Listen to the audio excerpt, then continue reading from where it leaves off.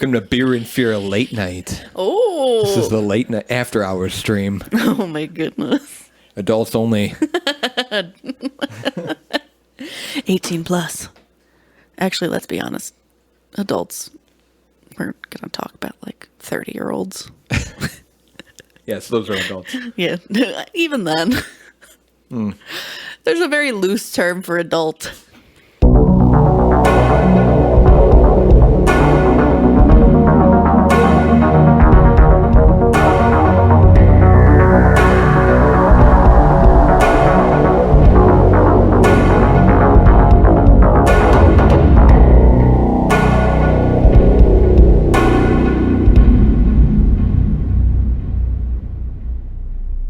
Welcome to the 43rd episode of Beer and Fear. My name is Paige. My name is Zach. And I don't know how this is all going to edit down, but yeah, we've never recorded an episode this late. It's Beer and Fear After Hours, Beer and Fear Late Night. Beer and Fear After Dark. New special, Beer and Fear After Dark. Oh, it's an Adult Swim, not the TV show. Beer and Fear Adult Swim. Yeah, not the but TV not network. the TV show. Yeah, Put on your floaties, because it's about to get real. 10 minutes to midnight, and we're going to drink some beer and talk about... I forgot. No, claustrophobia. And talk about claustrophobia. What a cool topic. I stumbled upon it. Originally, I was trying to find something to pair with the beer that I felt was like a folklore character or something scary and spooky, but I decided to go with a phobia instead. That's cool. And you're consistently picking things that are not on the list, which I also appreciate. Claustrophobia was on the list? It wasn't. I Oh, don't think wow. so. No. That's so surprising. Very cool. I'm excited. Excited for the beer, because this is, again, part of the group of beers that you've been hyping up for so often. So This one I'm not as excited about is the one that I'm going to do last. The last one I am very excited about. I'm pre-gaming with a Truly Fruit Punch. That won't upset your tummy. Which is amazing. I have to try them. By the way, I bought the variety pack from a suggestion of one of my coworkers, and they're pretty damn good. But this is just how I, after a stressful day at work, I come home and I drink a Truly. Like a basic white chick. Yeah. A little bit like a white bitch. Mm-hmm. How was your week? I started my new job. Yay, congratulations. Yeah, I started my new job. It was only day one. I'm off today and Thursday just because that is the schedule that my manager is on. So I follow that to shadow them, but I like it a lot. It's nice to be around animals again. This is going to sound weird, but I miss the smell. Yeah, I bet there's a distinct smell. It's a distinct dog smell, and I missed it. Well, that's good. It's just because you're so used to that level of, that atmosphere and being around, so many dogs. It's just kind of like, oh my God, I missed this. I missed everything about this. Sure. So what exactly, what are like some of the responsibilities? So I'm just taking care of the dogs and the cats. I'm, feeding them, giving them medication, doing paperwork for them. Well, not even really. They don't really do paperwork anymore. They do things online. The dogs don't do paperwork? No, the dogs don't do paperwork anymore. Oh, okay. Can you That's imagine good. that? You get a little stamp pad, they put it on their paw, just sign these documents. Get it done, Clarice. The dogs found a way to make everything electronic now, so it's much Actually, more everything is electronic. They have an convenient. iPad where they file everything, and it's so much nicer than where I Nice. was working before. Yeah, just abolish paper altogether. Who needs it? Honestly, paper's useless. Good. I'm excited to hear more and more about your job. I'll talk your ear off. The week by week, play by play, whatever you want to call it. Finishing packing. I am definitely putting that off. I got a lot packed. I don't own that much. I'm going through and throwing things away, like I said last week, but there's still more I could probably get rid of. Sure. As the time grows closer, the less I'm ready. End up collecting a lot of junk, as you can probably tell from my place, too. I used to be a pack rat when I was a kid. Mm-hmm. That's what my grandparents called it. I'd say a mini hoarder. I would like to hold on to things and bring things with me places. So like I'd have like these like little doll toys or whatever, and I'd bring them around. Okay. Like I'd go to the park with my grandpa. We'd ride our bikes there, me and my sisters, and I'd have this bag of like little doll parts that I would just take with me, like a little grocery bag, because I wanted it with me. Interesting. I'm pretty sure that's related to something weird on some level. It's probably some repressed mental illness of some kind that I don't know about yet. Huh. Knowing me. Never knew that about you. But now I don't hold on to anything. Very rarely I keep things. It has to have very sentimental value. Yeah. Yeah, my mom is definitely like that. She keeps a lot of stuff. She has a lot of all my school papers, a lot of my old stuff from when I was a kid growing up. I actually went over there recently, and she was showing me some old clothing of when I was a baby, like a newborn. So she had my outfits when I was a newborn, and she had the hat that I wore after I was born, like immediately after I was born, the hat that I was wearing to keep my little head warm. And it was about the size of my palm. Aww, and it was so little crazy baby. looking at this hat that was about the size of my hand. Yeah, she kept everything. I took some stuff with me. I have a box in my closet that's like got all of my old, really childhood baby stuff, memorabilia, just to keep around. My mom put together a box of all of the things she held on to that we gave her and things that she made for us. So, like, I have a partially filled out baby book. Shouldn't get to everything. And I've got, like, my original birth certificate. I've got, like, my first footprints. Yep. I've got, like, art I did when I was in kindergarten. Oh, yeah, she's got all that stuff, too. And honestly, I didn't want it. I was like, this is just more shit for me to hold on to. But she's like, no, it's good memories. You guys need to have them. I know, yeah. I'm like, you're just trying to get rid of stuff because you live in an RV. And you don't want to be bogged down by things. Yeah, she was trying to give me some of that stuff, and it's like, I really don't. So now it's just in a box in my closet. Yeah.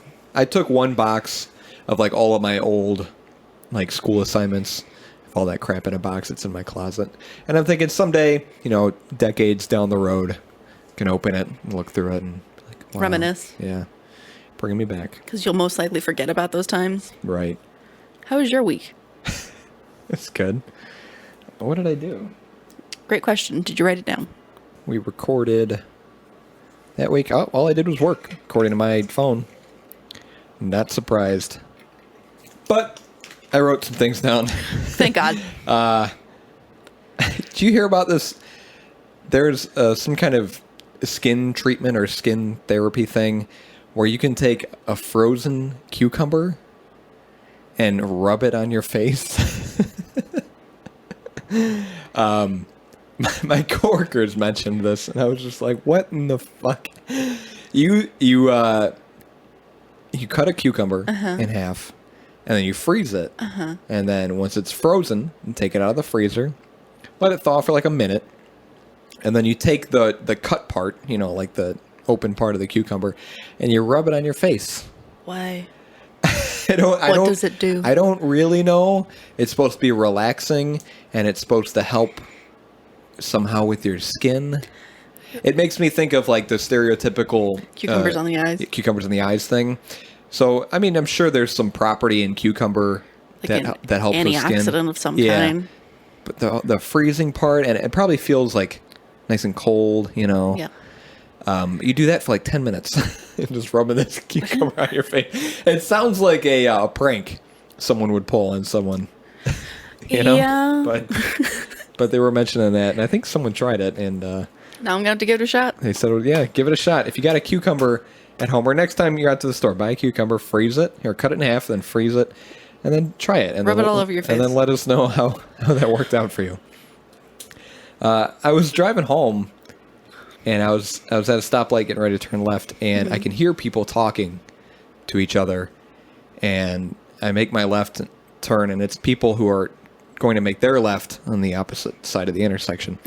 So I pass them, and it's these two cars. They're pulled up right next to each other. They got their windows down. They're talking to each other, and I swear to God, I see one of them grab a head. They have a head that they're holding by the hair. I'm not fucking kidding. It was so fucking weird. But I'm 98% sure this was a mannequin head, which is still really weird to be passing from window to window at an intersection. But they had it by the hair, and they were passing it from car to car. I was like, what the hell? I have several questions, going and I'm a on? little concerned about that 2% that you are not sure it was a I was mannequin not head. 100% sure on this, but it looked like a mannequin head. But why would someone have a mannequin head and be passing it to someone else? Why not? In a vehicle? I've seen weird shit in cars. There is somebody that had a full, like, Yoda action figure, like, it was big in their back car, like in the back of their car, and like it would like look out the back seat. Interesting. I know some people do that, like in more urban areas where they have like carpool lanes on highways. They'll put like a dummy in their passenger seat. I know that's a thing, but that definitely threw me for a loop when I saw that driving home. I would also be concerned. Yep, that was pretty scary. What a strange black market exchange. Here's a whole human head. It's chopped off. I mean, you would have seen, like... Yeah, there would have been some redness. Viscera. Yeah. There would have been blood of some kind. I think it would have stood out more if it was real. It looked a little plasticky. Because you've seen a lot of... Yeah, mannequin heads. Yeah. You're all too familiar with them. well-versed with them. That's all I got. I want to get the beer that we're going to drink at midnight. So our beer is called... Well, it's from... A brewery we've done before, Saint Errant. Oh yeah, yeah, we did them recently. Saint Errant Brewing. Look at that. And our beer is called Terror Dome. Terror Dome. Terror Dome. Okay. So we all know the Saint Errant story. It's small batch nano brewery inspired by travels and friendships, made with the ever-growing community of craft beers. They don't have a brew pub. Brewers, my bad, not craft beers. They do not have a brew pub. Local. Low key. It is a double dry hopped IPA with Citra, Matuka, and Waima, or Waimea. I'm not sure how to pronounce the hops. How do you spell it?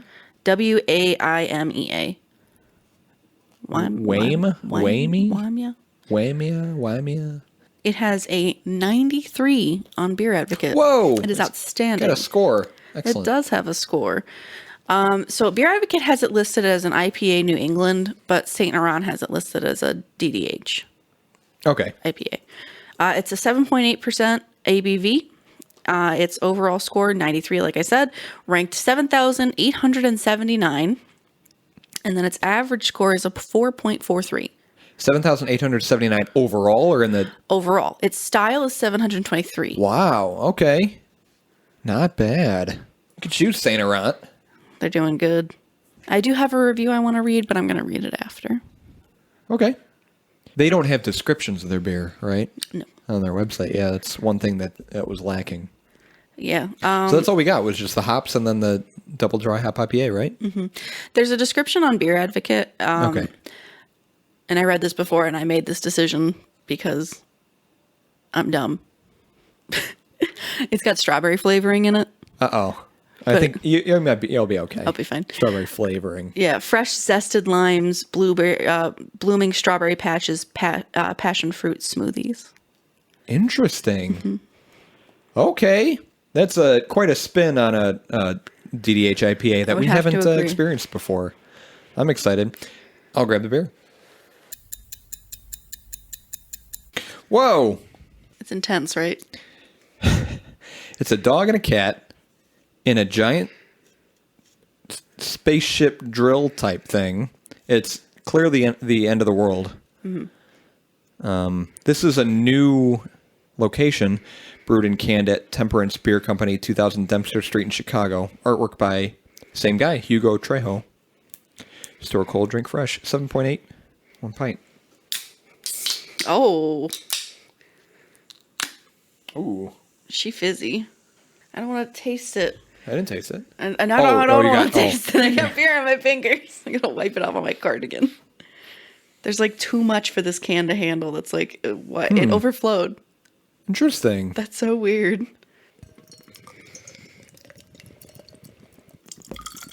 Watch out. She's foamy. Oh, wow. Jesus. I just wanted a good pour sound. That is a lot of foam. It smells so good in the glass. There's like definite fruit behind it. Yeah, this beer's not playing around. Not at all. Very pretty color, though. What was the other? Was it that was? I don't think that was a double dry. Was it a New England? No. Was it a hazy IPA? It's sitting right up there. Don't hurt yourself, no. Double dry hopped IPA was the other Saint Errant that we did. It looked very similar to this. Hazy IPA.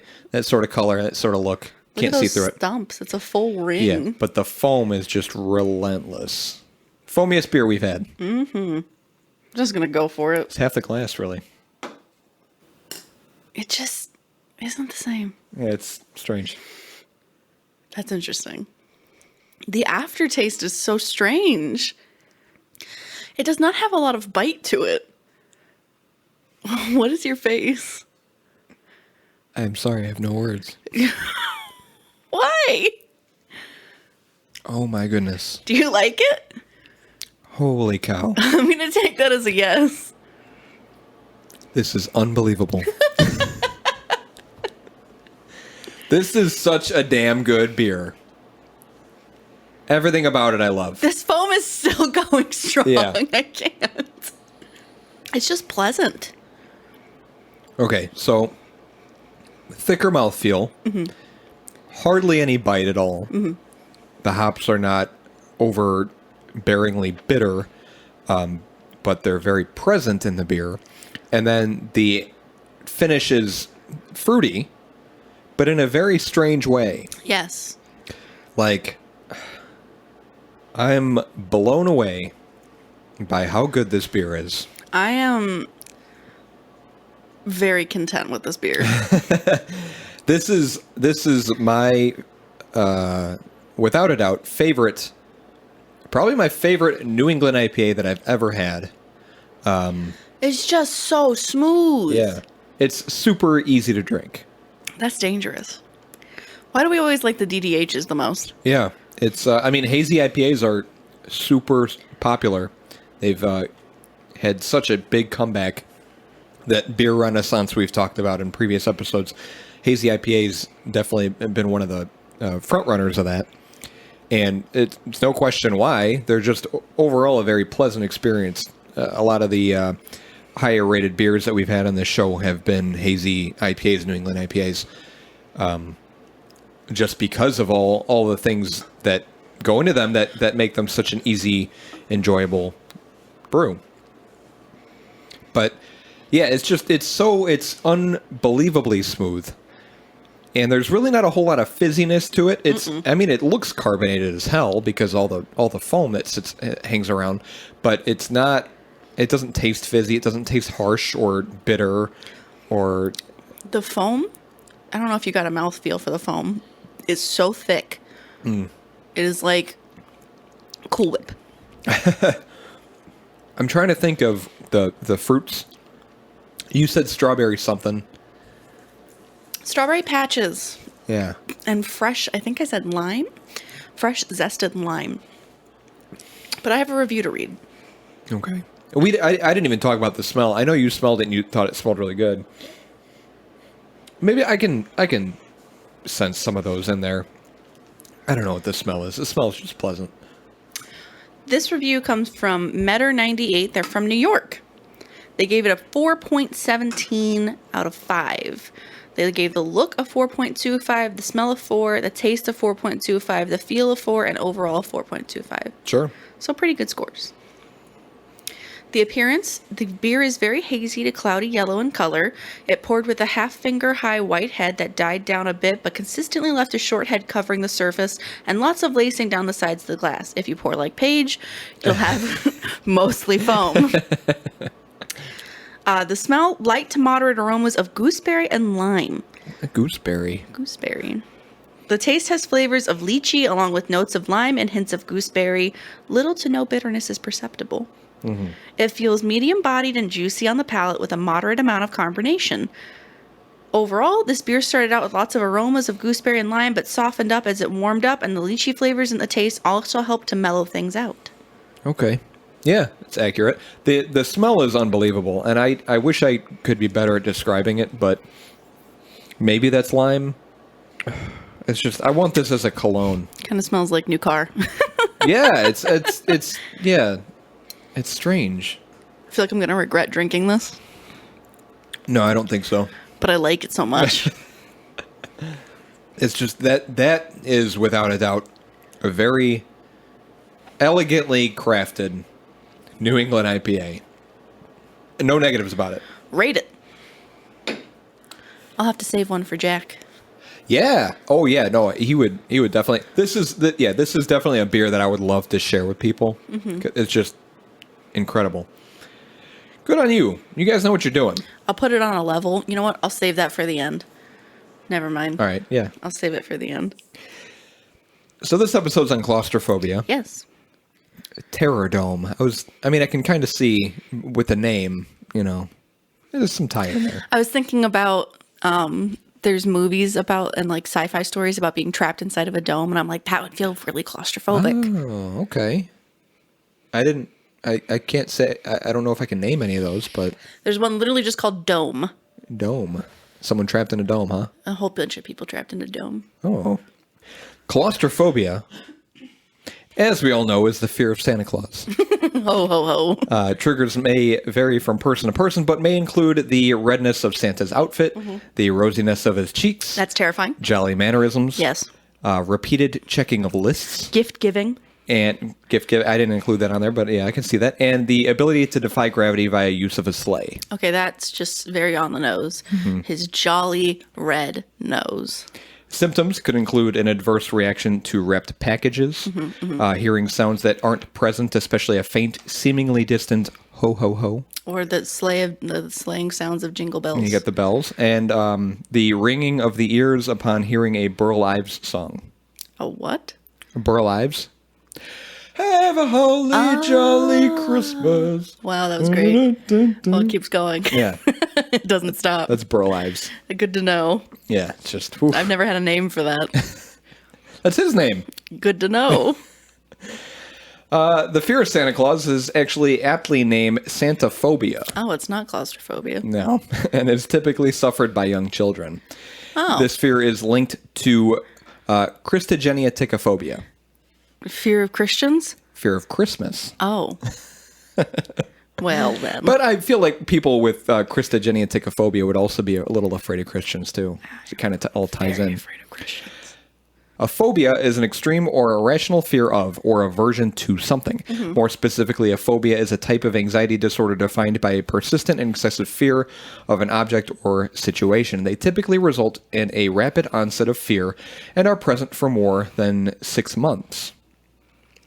Claustrophobia is the fear of confined spaces. Mm-hmm. It can be triggered by many situations or stimuli, including elevators, especially when crowded to capacity, windowless rooms, and hotel rooms with closed doors and sealed windows.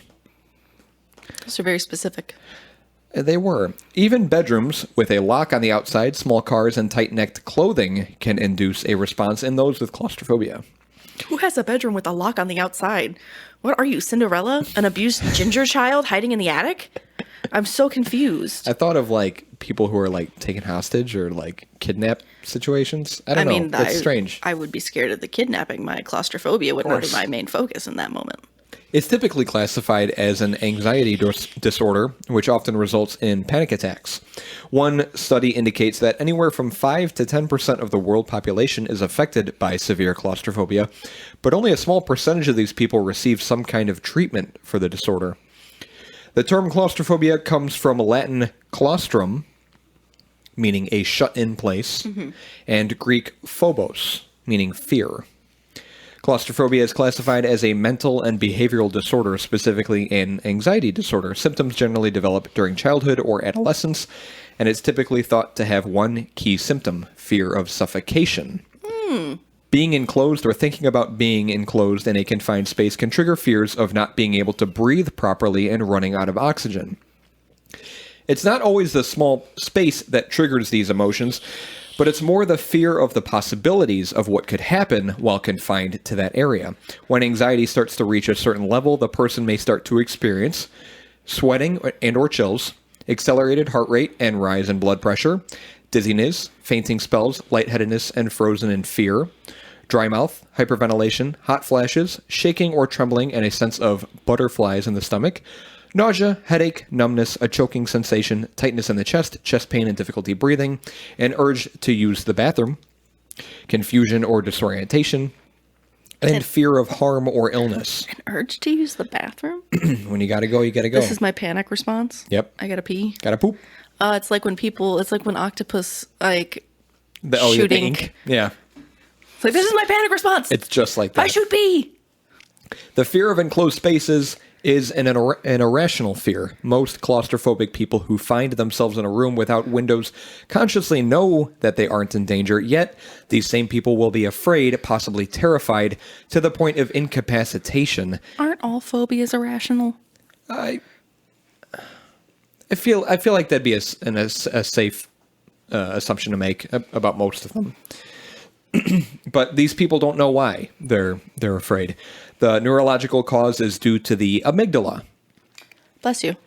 Thank you. The amygdala is needed for the conditioning of fear or the creation of a fight or flight response. You just flight or flight. Just run leave. away. Dr. Dominic T. Chang believes that a phobia's roots are in this fight or flight response.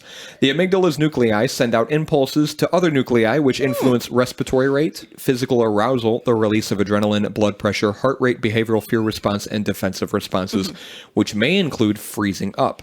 These reactions constitute an automatic failure in a panic attack. How much is this beer? 7.8. You also had a Truly. Half of it, truly. I still got more. A study was done which found the right amygdala was smaller in patients who suffered from panic disorders. This causes interference, which in turn causes abnormal reactions to adverse stimuli. In claustrophobic people, this translates as panicking or overreacting to a situation in which the person finds themselves physically confined. So, people who already suffer from panic disorders, they have a smaller amygdala. That's what the study is saying. And that in turn causes like the snowball effect, which causes them to panic or overreact because of their amygdala. How dare you talk about my small amygdala? Yeah, I got a big old amygdala up here. Watch out. Claustrophobia results as the mind comes to connect confinement with danger. It often comes as a consequence of a traumatic childhood experiences, although the onset can come at any point in an individual's life. In most cases, claustrophobia seems to be the result of past experiences. Such an experience can occur only once to multiple times, sometimes making a permanent impression on the mind. A few examples of common experiences that could result in the onset of claustrophobia in children or adults are as follows.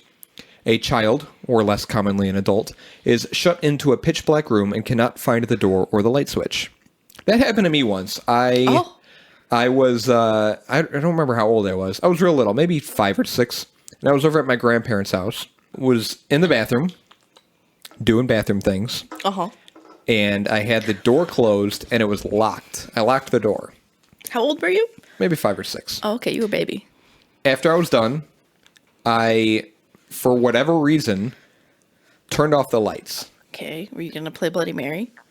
I wasn't. I don't know what I was planning, but it was pitch black at this point, and I could not, for the life of me, get out of the bathroom. I couldn't find the light switch. I couldn't unlock the door. I was stuck in this bathroom calling for help. Your dumbass 5 or 6-year-old self turned the goddamn lights off. Because I turned the lights off in this bathroom. The fire department was called out and had to break down the door. You fucking kidding me right now? No, to let me out of this bathroom. This is a story you have never told me. No, I've never told you this. I can't with you right now. This happened to me once. You are not allowed to go anywhere alone now. I was real little, yeah.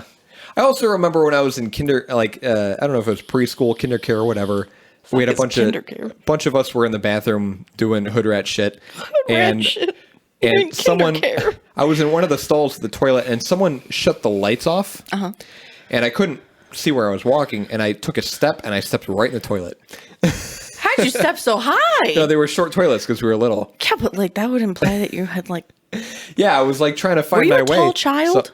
So, I'm I'm average height now. Yeah, but like, you know how sometimes there's like, you're the tall kid in school and then all of Sure. a sudden everyone dwarfs you. I don't think so. I just think, I don't know, I took a step and my foot landed in a bunch of water, and I was very sad. I'm just imagining you like high stepping in the dark, just like, Because they shut the lights off. But yeah, that fire department store, I'll never forget that. I'm such an idiot. can't believe that. So, Well, you were a child. I wouldn't call yourself an idiot. I'd call you a child. a few more examples.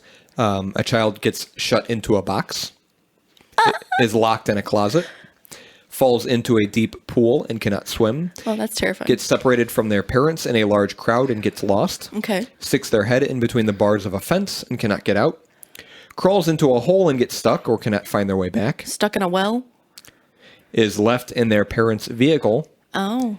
or is in a crowded area with no windows, such as a classroom or basement, and has run-ins with other people, or is put there as a means of punishment. Well, there are some people that are truly fucked up Yep.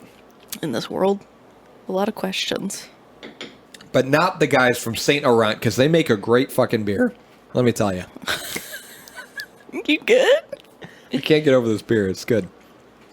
MRI machines can trigger claustrophobia. Oh, God, yeah. An MRI scan entails lying still for some time in a narrow tube. In a study involving claustrophobia and MRI, it was reported that 13% of patients experienced a panic attack during the procedure. I've never had an MRI. Have you? Yes.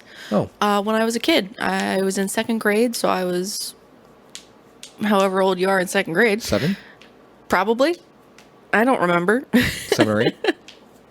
But I had appendicitis, so they had to do an MRI on me. So they were like, okay, lay still. Ooh. And it was terrifying. I don't even have claustrophobia, and it was terrifying. Yeah, that's interesting. I've never had an MRI, but I think I'd be okay. I don't know, but the procedure has been linked not only to the triggering of pre-existing claustrophobia, but also to the onset of the condition in some people. S.J. Rockman tells of an extreme example, citing the experience of 21 minors. And I mean minors, not minors. Miners is in Like- people who mine. Like grown men who work in a mine, yeah. These miners were trapped underground for 14 days, during which 6 of the miners died of suffocation. Where did this take place? I don't know. Oh. After their rescue, 10 of the miners were studied for 10 years. All but 1 were greatly affected by the experience, and 6 developed phobias to confining or limiting situations. That one guy is hard as nails. The only miner who did not develop any noticeable symptoms was the one who acted as leader. Isn't that interesting? Huh. Yeah. He's the right man to be leader, I guess. The human brain is very interesting. I drank that beer a little too quickly. I don't regret it. It's delicious. There is research that suggests that claustrophobia isn't entirely a classically conditioned or learned phobia. It is not necessarily an inborn fear, but it is very likely what is called a prepared phobia. As Aaron Gersley says in Phobias, Causes and Treatments, humans are genetically predisposed to become afraid of things that are dangerous to them. Sure. Claustrophobia may fall under this category because of its wide distribution, early onset, and seemingly easy acquisition, and its non-cognitive features. The acquisition of claustrophobia may be part of a vestigial evolutionary survival mechanism, a dormant fear of entrapment, and or suffocation that was once important for the survival of humanity and could be easily awakened at any time. Makes sense to me. You say vestigial, I think vestigial tail. Yeah. Yeah. Hostile environments in the past would have made this kind of pre-programmed fear necessary, and so the human mind developed the capacity for efficient fear conditioning to certain classes of dangerous stimuli. Makes total sense. Sure. The diagnosis. Do you flip the fuck out when you're in a small place or think about being in a small place? You probably have claustrophobia. That's what the doctor said. That's it. That's how the test goes. Question A. Do you flip the fuck out when you're in a confined space? Answer A, B, C, or D. You got claustrophobia. Yes, some of the time, most of the time, none of the time. While that's a good indicator, there exists like actual legitimate tests that can measure and determine anxiety levels, which offer a more accurate diagnosis. Okay. So there are tests in place that can diagnose you. Treatment. There's cognitive therapy, It is a widely accepted form of treatment for most anxiety disorders. It's also thought to be particularly effective in combating disorders where the patient doesn't actually fear a situation, but rather fears what could result from being in such a situation. The ultimate goal of cognitive therapy is to modify distorted thoughts or misconceptions associated with whatever is being feared. The theory is that modifying these thoughts will decrease anxiety and avoidance of certain situations. For example, Yes. cognitive therapy would attempt to convince a claustrophobic patient that elevators are not dangerous, but are, in fact, very useful in getting you to where you would like to go faster. So you're just exposing it. It's like with arachnophobia, how there's like treatments where they'd like put you in a room with a spider. That is actually a little bit different. I'm going to talk about that Oh, because okay. there's a different kind of therapy or treatment. Continue. But yeah, it's just sort of kind of trying to convince you that they're not what you think they are. They're actually for these uses. So elevators aren't scary. They exist for a good reason, to get you where you need to go. A list of positives to Right. outweigh your negatives. Exactly. A study conducted by S.J. Rockman showed that cognitive therapy decreased fear and negative thoughts or connotations by an average of around 30% in claustrophobic patients tested, proving it to be a reasonably effective method. Then there's in vivo exposure, which is what you were describing. This method forces patients to face their fears by complete exposure to whatever fear they're experiencing. This is usually done in a progressive manner, starting with lesser exposures and moving upward towards severe exposures. Gotcha. For example, a claustrophobic patient would start by going into an elevator and working up to an MRI. Several studies have proven this to be an effective method in combating various phobias, including claustrophobia. S.J. Rockman has also tested the effectiveness of this method in treating claustrophobia and found it to decrease fear and negative thoughts or connotations by an average of nearly 75%. That's a pretty good average. In his patients. Of the methods he tested in this study, this was by far the most significant reduction. And then lastly, there's interoceptive exposure. This method attempts to recreate internal physical sensations within a patient in a controlled environment and is a less intense version of in vivo exposure. This was the final method of treatment tested by S.J. Rockman in his 92 study. It lowered fear and negative thoughts and connotations by about 25%. So I guess it's similar to in vivo, but they're not exactly putting you in situations that would trigger this claustrophobia. Just similar situations that might trigger a similar sort of response. I don't know. Gotcha. And then lastly, some tips for managing claustrophobia if you, listener, suffer from it. We'll do these together. Take deep breaths, one to 3 times.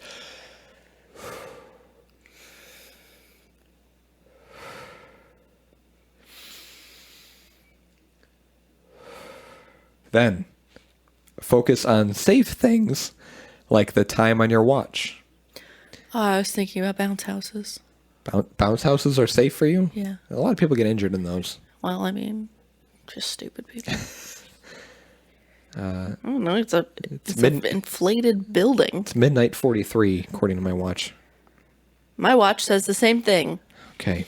Remind yourself repeatedly that your fears and anxieties will pass. Time is not safe. Time is a man-made thing. My fears and anxieties will pass. My fears and anxieties will pass. If I had to repeat that to myself, I would have another panic attack. My fears and anxiety will pass. It's irrational to challenge what triggers your attack by repeating the fear. And imagine and focus on a place or moment that calms you down. Just imagining someone going, claustrophobia, claustrophobia, claustrophobia. Don't do it. Don't think about it.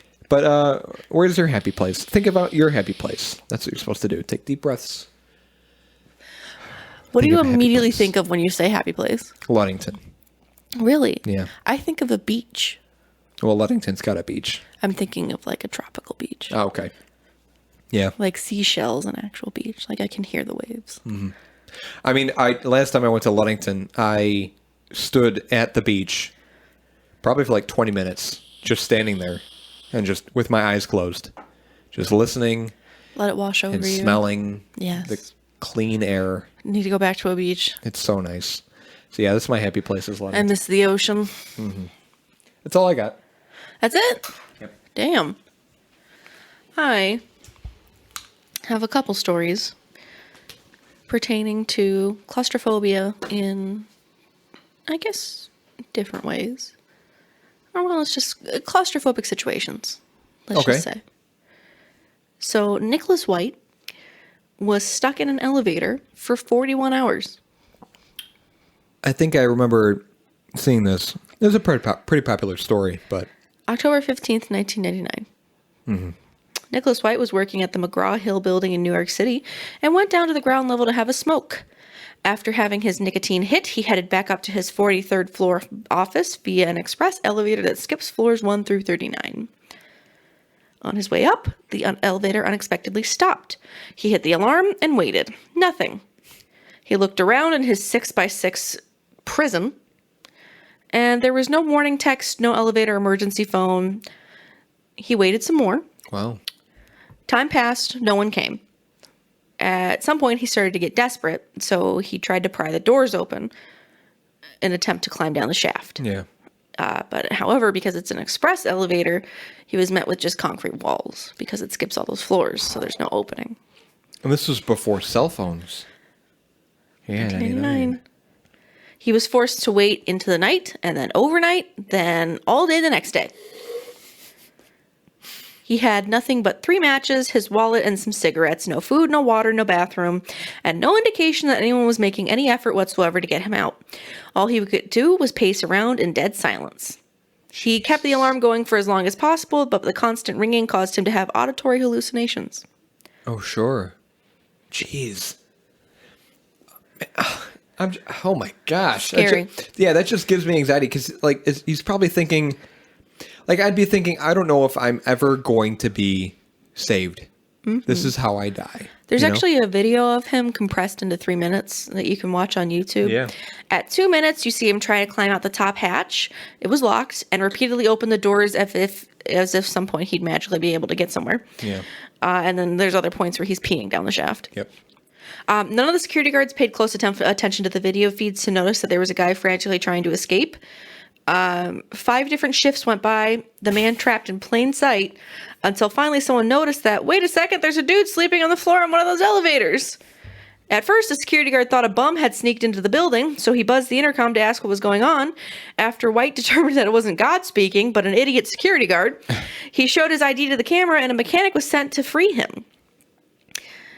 The building staff couldn't get that right, though. When the elevator doors opened and White could see further than 6 feet in any direction for the first time in 41 hours, he burst out into the hallway only to see that the maintenance crew was waiting for him at the wrong elevator door. He ended up suing. Yep.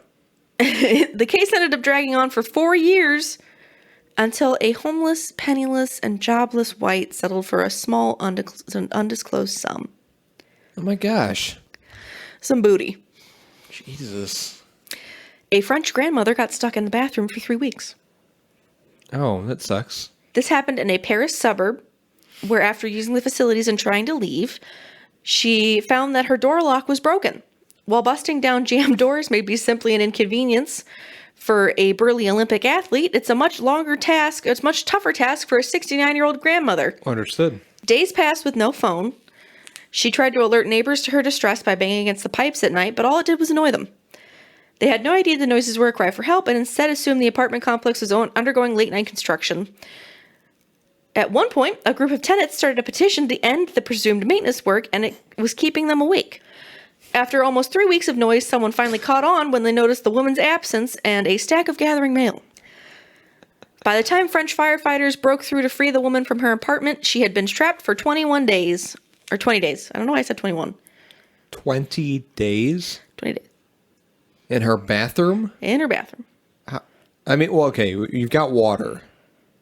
I don't know how long a human can survive with no food. Quite a bit. It's really just the water that you need. Oh my God. See, this is why it's important to understand the... Morse code? What are you saying in Morse code right now? SOS. Oh. See, if you tap rhythmically like that, someone will... Hopefully, if someone can Yeah, hear I you. would think if you're just banging, Yeah. people would assume something negatively. But Someone if you're will catch tapping, on. they'd probably assume either Right. ghost or something's going on. There's a demon! There's a demon that knows jazz rhythms. A 91-year-old got locked inside a bank vault. Another French person. French people cannot be trusted with locked doors. Was she trying to rob the bank vault? You're about to find out. Ooh. The 91-year-old French woman was on her way to do some business at the nearest BNP Paribas bank. Sound like Vincent Adultman. I'm just going to do some business. I'm doing some business.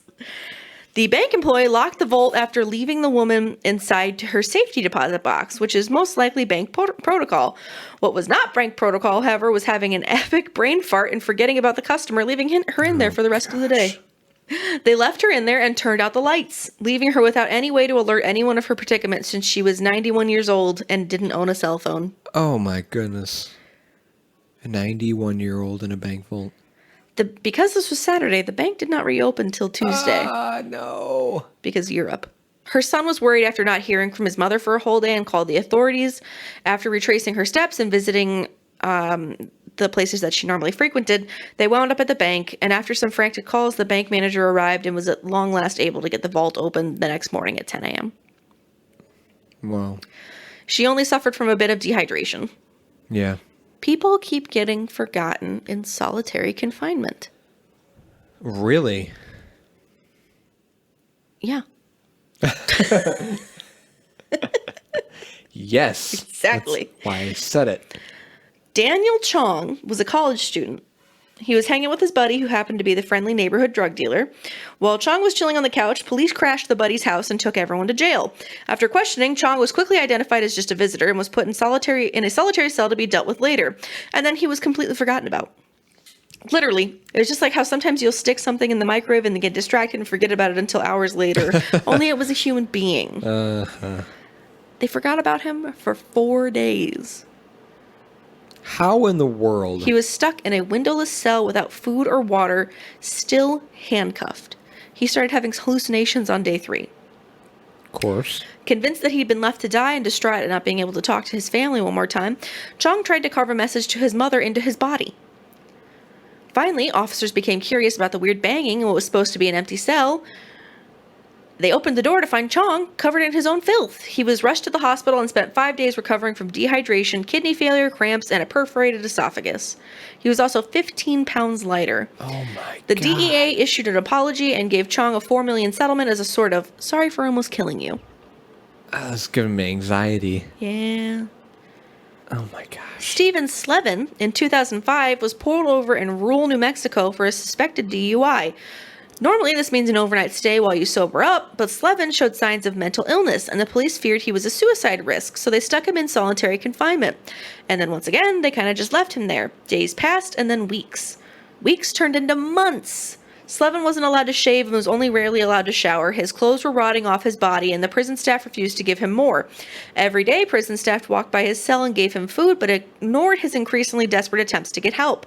After his tooth started to rot, they refused him a trip to the dentist, so Slevin had to pull it out himself. What the fuck? He was in there for nearly 2 years.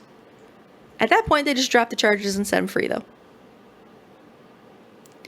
The county had no explanation for why Slevin was left there. At one point, he had been transported to a mental hospital, then inexplicably returned to his cell in solitary.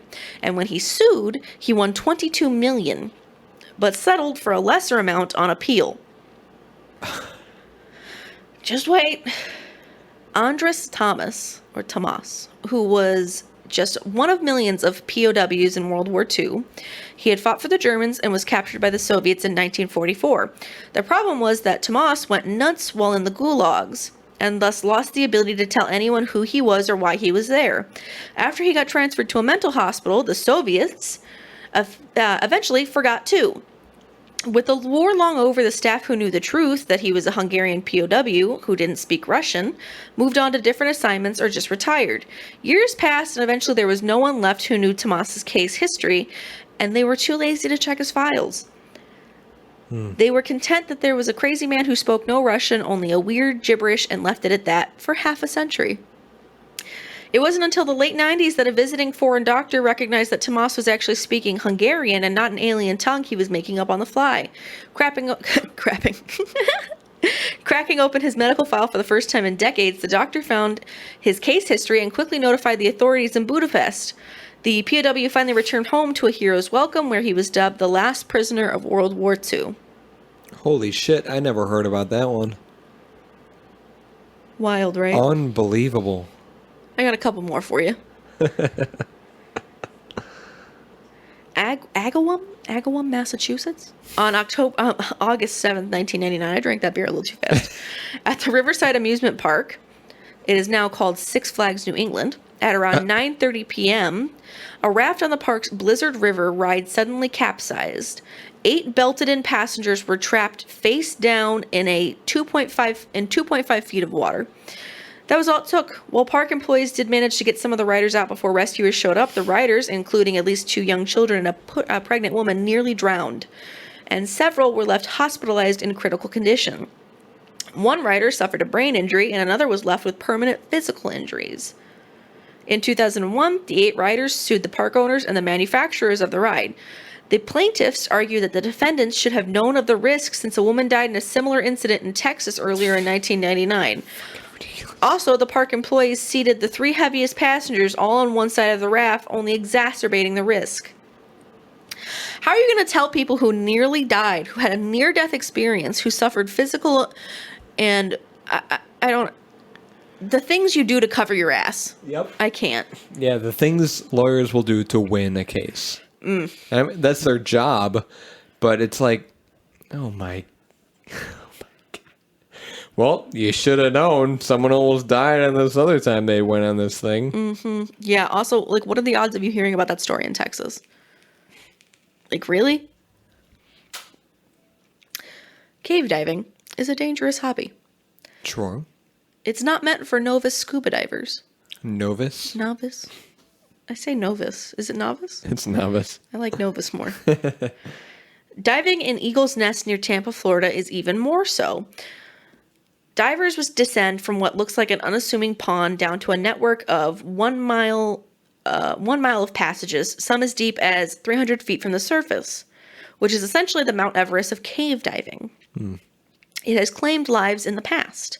Patrick Peacock and Chris Rittenmeyer, 2 experienced cave divers, submerged into Eagle's Nest on October 15, 2016. They had dived there the previous day without incident. The men knew the dangers, and when they dove into the cave at around 2 p.m., a safety diver named Justin Blakely waited closer to the surface for them. Peacock and Rittenmeyer were due to meet back up with Blakely at 3 p.m. The 2 did not show.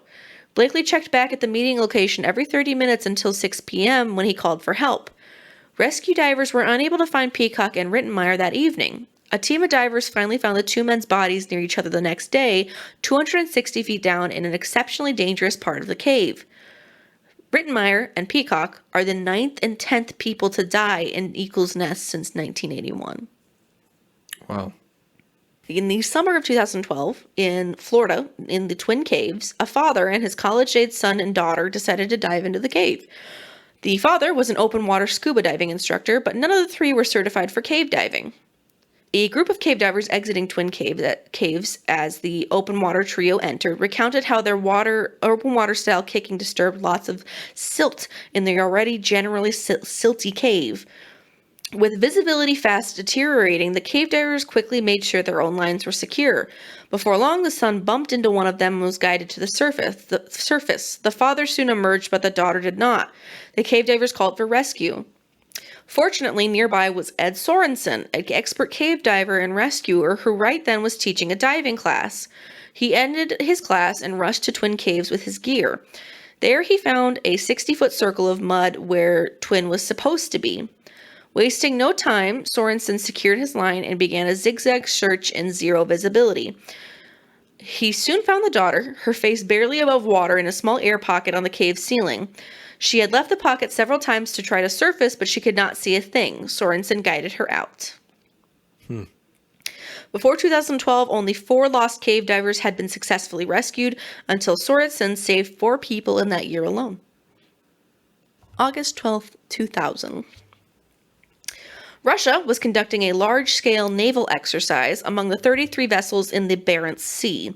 That day was the Kursk, an Oscar-class nuclear submarine.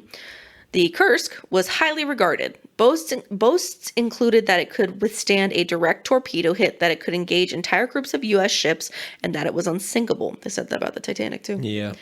It is believed that during the exercise, fuel leaking from a damaged torpedo triggered an explosion. The subsequent fire caused 5 to 7 torpedoes to explode, ripping the sub open. It came to rest on the seabed 354 feet below the surface, roughly 84 miles off the coast of Severomorsk. Yeah, I've heard of it. Thanks. Bad weather hampered Russian rescue attempts for days while they initially refused to admit that any disaster had occurred. Russia was also wary of accepting foreign help, given the advanced nature of the Kursk, but eventually relented. On August, I don't know why, every time I read August, I want to say October. It starts with a different letter. I know. I don't know what the association is. They finally admitted that the crew was dead. Not all of the 118 men aboard the Kursk died immediately, however. Norwegian divers found that 23 men had survived for some amount of time in the Kursk's aft compartment. There are reports of tapping sounds coming from the wreck on August 13th. The tapping was said to stop on August 14th. A letter found on Lieutenant Captain Dmitry Koloniskov provided details of the trapped man's final days, painting a picture of dropping temperatures, dimming lights, leaking water, and fouling air. Some men were badly burned, and others had been injured by flying debris. Dmitry wrote, "None of us can get to the surface." Sad. The kinds of emotions you must go through when you're in a situation like that. It's got to be traumatic. If you make it out alive, like that shit affects you like the rest of your life. Truly terrifying. It's chilling. It's like you have nightmares about that stuff, you know? Gosh. 100p. Hundo P. What did you think of the beer? Thought it was phenomenal. Yeah? That's so lovely to hear. Yeah, no, that 93 rating it got is well deserved, very accurate, and I loved it. It was just well balanced. I got no complaints about it. I didn't have anything bad to say about it. I would drink all 4 of these, you know? I would get another if I got this at a bar.